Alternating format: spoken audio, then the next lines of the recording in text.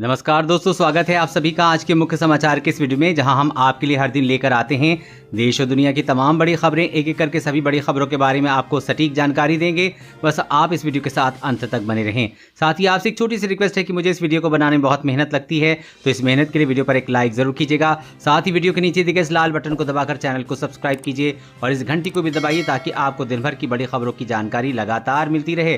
तो चलिए दोस्तों, एक एक करके सभी बड़ी खबरों के बारे में जान लेते हैं। तो दोस्तों, आज की पहली बड़ी खबर की अपडेट की बात करें तो महाराष्ट्र में आज लग सकता है 15 दिन का टोटल लॉकडाउन। दिल्ली में नई गाइडलाइन लागू। जी हां, महाराष्ट्र में कोरोना के बिगड़ते हालात के बीच किसी भी समय टोटल लॉकडाउन का ऐलान किया जा सकता है। मुख्यमंत्री उद्धव ठाकरे ने कहा है कि राज्य में कोरोना की बिगड़ती स्थिति को देखते हुए लॉकडाउन के सिवाय दूसरा कोई विकल्प नहीं दिख रहा है। आज सरकार कम से कम 15 दिन के लॉकडाउन का निर्णय कर सकती है। मुख्यमंत्री ने कहा कि कोरोना संक्रमण की चेन तोड़ने के लिए कठिन निर्णय लेने का वक्त आ गया है। अब लॉकडाउन के सिवाय कोई और विकल्प नहीं दिख रहा है। मुख्यमंत्री टास्क फोर्स के साथ बैठक करेंगे जिसमें राज्य में कम से कम 15 दिन के लॉकडाउन का निर्णय किया जा सकता है। उन्होंने कहा कि कोरोना की चेन तोड़ने के लिए दूसरे देशों ने भी लॉकडाउन का विकल्प अपनाया है। मुख्यमंत्री कार्यालय ने बयान जारी कर कहा कि मुख्यमंत्री ने बैठक में भरोसा दिलाया है कि सरकार गरीबों, मजदूरों और दैनिक वेतन भोगियों को होने वाली परेशानी को दूर करेगी। इस बीच राजधानी दिल्ली में लॉकडाउन तो नहीं लगा है, लेकिन पाबंदियों की नई गाइडलाइन आज से लागू हो गई है।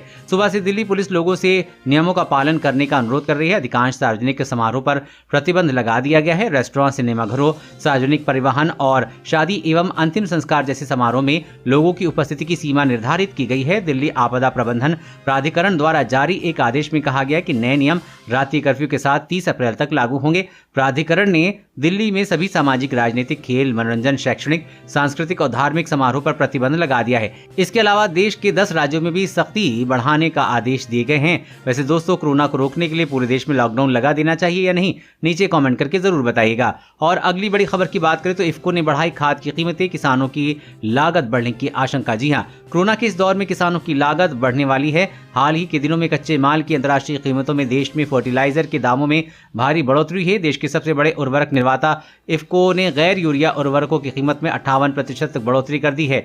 नई दरों के मुताबिक अब डीएपी की 50 किलोग्राम की बोरी 1200 रुपए के बजाय 1900 रुपए में मिलेगी। इसी तरह एनपीके की नई कीमत 1500 से 1800 रुपए प्रति बोरी होगी। इसमें पहले मुकाबले 50% वृद्धि हुई। इसी तरह दूसरी कंपनियों ने भी उर्वरक की कीमतों में वृद्धि का ऐलान किया। हालांकि इफ्को ने बताया है कि अभी बढ़ी हुई कीमतों पर उर्वरक नहीं बिकेंगे।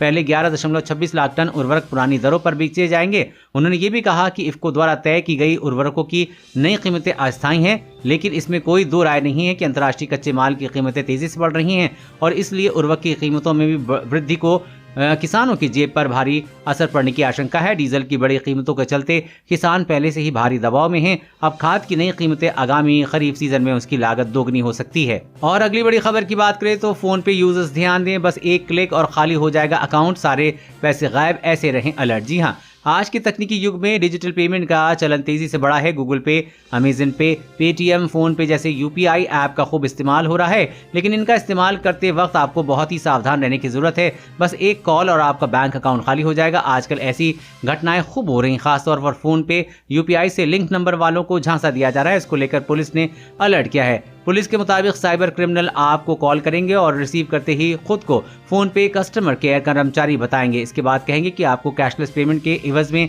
कैशबैक का ऑफर देंगे, तो वो फिर आपको फोन पे की नोटिफिकेशन को चेक करने के कहेंगे। उसमें एक मैसेज आया होगा, साइबर क्रिमिनल कहेगा कि उस मैसेज को क्लिक कीजिए और फिर कैशबैक रिसीव हो जाएगा, लेकिन होगा बिल्कुल उल्टा। जैसे कि क्लिक होता है, आपको बैलेंस चेक करने के लिए कहा जाता है। बैलेंस चेक करने के लिए जैसे ही आप यूपीआई पिन डालेंगे, आपके खाते से मौजूद पूरे पैसे निकल चुके होंगे।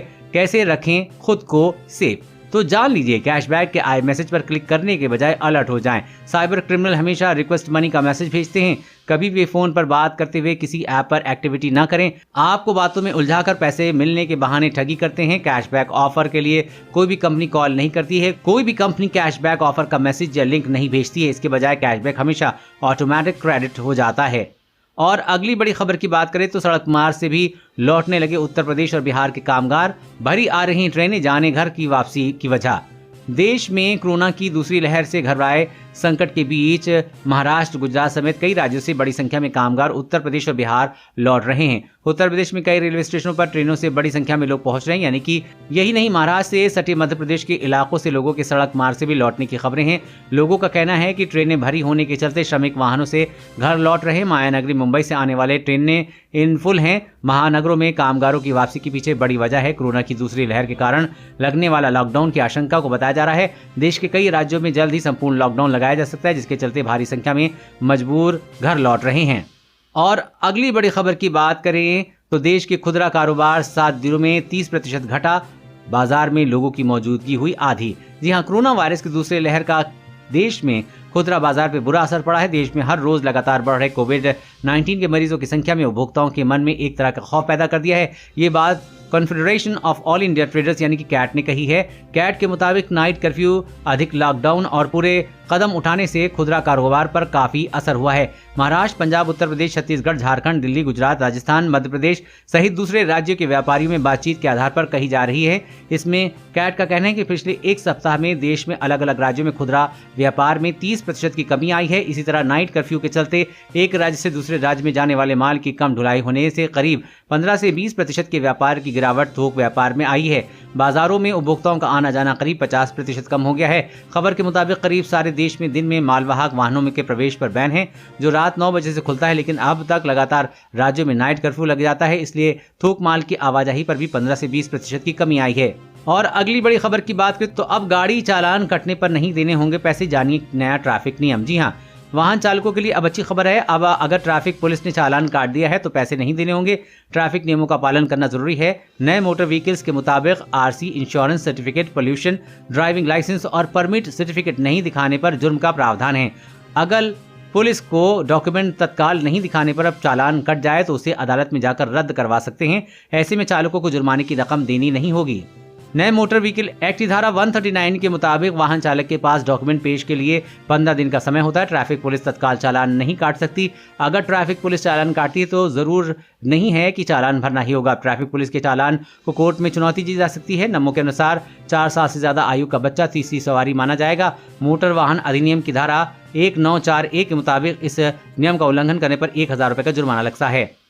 और अगली बड़ी खबर की बात करें तो कोरोना से देश भर में हाहाकार, जानिए किन राज्यों में और शहरों में मंडरा रहे लॉकडाउन का खतरा।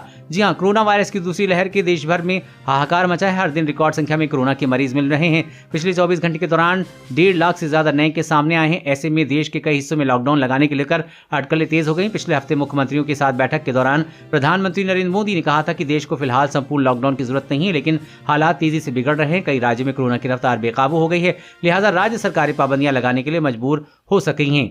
छत्तीसगढ़ और मध्य प्रदेश के कई शहरों में पहले ही लॉकडाउन की घोषणा कर दी गई है। इसके अलावा महाराष्ट्र में भी जल्द टोटल लॉकडाउन लगाया जाएगा। वहीं दिल्ली में भी हालात तेजी से बिगड़ रहे हैं। पिछले 2 दिनों में यहां हर दिन 10,000 से ज्यादा नए केस सामने आ रहे हैं। इसमें लॉकडाउन की आशंका बढ़ गई है। गुजरात सरकार फिलहाल लॉकडाउन के पक्ष में नहीं है। वहां इस वक्त दिन में 10 घंटे का कर्फ्यू लगाया जा रहा है। वहीं मध्य प्रदेश में फिलहाल 60 घंटे का लॉकडाउन लगाया गया। हालात बिगड़ने पर इसे बढ़ाया भी जा सकता है। इसके साथ ही छत्तीसगढ़ में भी कोरोना की दूसरी लहर ज्यादा खतरनाक हो रही है। आज छत्तीसगढ़ के कई शहरों में टोटल लॉकडाउन लगा दिया गया है। और अगली बड़ी खबर की बात करें तो बुजुर्गों, विकलांगों, महिलाओं को बैंक के नहीं काटने होंगे चक्कर, CSC में मिलेगी पेंशन। जी हां, कॉमन सर्विस सेंटर ने बुजुर्गों, बूढ़ों, विकलांगों, महिलाओं और आमजन को अपने घर के नजदीक ही बैंकिंग सुविधा देने के उद्देश्य से सभी CSC सेंटरों पर पेंशन वितरण केंद्र खोला गया है। पेंशन केंद्र प्रदेश भर में शुरू हो चुके हैं। प्रदेश भर में खोले गए वितरण केंद्रों में बुजुर्गों को अलावा आमजन भी लेन देन कर सकेंगे। बुजुर्गों के अलावा आमजन भी लेन देन कर सकेंगे। बुजुर्गों के, विकलांग सहित अन्य लाभार्थियों को पेंशन के लिए बैंकों में लंबी कतार का इंतजार करना खत्म होगा। अब CSC में सभी CSC केंद्रों पर पेंशन वितरण केंद्र खुला है। अब बुजुर्ग अपनी नजदीकी CSC में पेंशन ले सकेंगे। आपका खाता किसी भी बैंक में हो तो आपको बैंक जाने की बजाय आप अपने नजदीकी CSC केंद्र में लेन देन कर सकेंगे। और अगली बड़ी खबर की बात करें तो जल्द हो सकता है इन बैंकों का निजीकरण, जल्द होगी बैठक, जानिए क्या है सरकार की योजना। जी हां, 1 फरवरी 2021 में पेश आम बजट में वित्त मंत्री निर्मला सीतारमण ने ये घोषणा की थी कि सार्वजनिक क्षेत्रों के बैंकों का निजीकरण किया जाएगा। सरकारी सूत्रों के अनुसार सरकार पहले चरण में कम से कम 2 सार्वजनिक क्षेत्र के बैंकों का निजीकरण कर सकती है। जल्द ही नीति आयोग, भारतीय रिजर्व बैंक और वित्त मंत्रालय के वित्तीय सेवाओं और आर्थिक मामलों के विभागों के वरिष्ठ अधिकारियों की बैठक है। रिपोर्ट के अनुसार बैठक में निजीकरण के संभावित बैंकों पर चर्चा होगी। सरकारी सूत्रों ने बताया कि सरकार ने निजीकरण के लिए मंझोले आकार के 4 बैंक शॉर्टलिस्ट किए हैं। सूत्रों के अनुसार सरकार bank of Maharashtra, bank of India, Indian overseas bank, central bank और बैंक ऑफ इंडिया का निजीकरण कर सकती है। अगर बैंकों का निजीकरण होता है तो इसका सीधा असर ग्राहकों पे पड़ेगा। और अगली बड़ी खबर की बात करें तो 20 से 30% लोगों ने कोरोना के खिलाफ 6 महीने में गंवाई प्राकृतिक इम्यूनिटी, दोबारा संक्रमण का खतरा। जी हां, देश में कोरोना वायरस के मामलों में दिनों दिन तेजी देखने को मिल रही है। कई शहरों में हालात बेकाबू हैं। इस बीच कोरोना के टीकाकरण का अभियान भी तेजी से बढ़ रहा है। लोगों के मन में इस संबंध में एक सवाल ये भी आता है कि कितने लंबे समय के लिए कोरोना वायरस संक्रमण के खिलाफ प्राकृतिक इम्यूनिटी बनी रहती है। Immunity institute of genomic and aggregative biology की ओर से किए गए एक अध्ययन में दावा किया गया है कि कोरोना वायरस के खिलाफ प्राकृतिक इम्यूनिटी बनी रहती है, लेकिन कुल संक्रमितों में से 20 से 30% लोगों ने 6 महीने के बाद इस प्राकृतिक इम्यूनिटी को गंवा दिया है, यानी कि इन्हें दोबारा कोरोना हो सकता है।